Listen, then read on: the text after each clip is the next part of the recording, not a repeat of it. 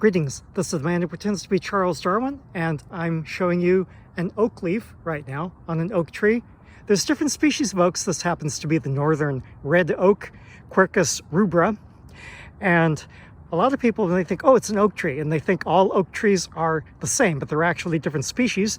Most people knew that already, but it may not have occurred to them what that means. The different species of oaks grow in different ways. Now, this species of oak grows rapidly under moist conditions. It grows more rapidly when light is available, or when high light is available, I should say, but it grows rapidly and it doesn't live for very long. And the leaves that it uses for its photosynthesis tend to be thin.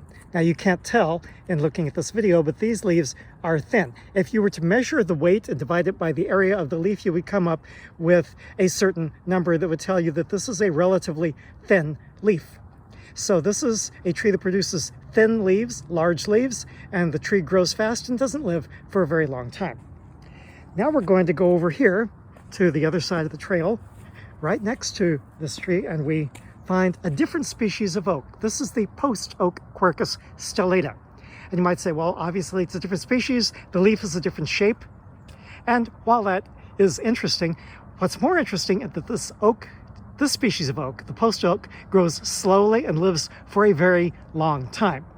And when it makes leaves that will tolerate hotter and drier conditions and poor soil. And as a result, the leaves tend to be thicker. Now, you can't tell in this video, but this leaf is much thicker. If you were to measure the weight divided by the area, you would come up with a larger number than with the other oak tree. And so this shows you the different species of trees, even when they're closely related as oaks are.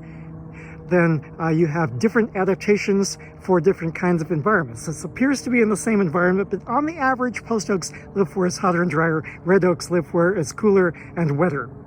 And so this is something you will notice. Keep your eyes open, and you notice that there are different strategies, as we say, for plant survival in the wild.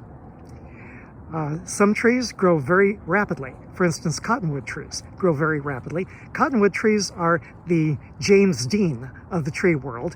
They grow real fast and die young, live fast and die young. Whereas the post oak, like this one, live slow and die old. Not quite as much so as the bristlecone pines in California, which can live to be 4,000 years old. This tree would probably live to be about 300 or 400 years old. But then these are different adaptations. Each plant is a story. Each tree is a story. It's a different story, a different kind of adaptation. So keep your eyes open and ask questions about the things that you see as you walk through the forest, as I've been walking through. This is my 10th video, I think, in a forest near Tulsa, Oklahoma. Keep your eyes open, ask questions, and start thinking about how you would test those ideas. You may not be able to stand here and watch and see how long this tree lives, but you'll be able to see that its investment patterns are for a longer term rather than short-term rapid growth. This is the man who pretends to be Charles Darwin, tally ho, and amen.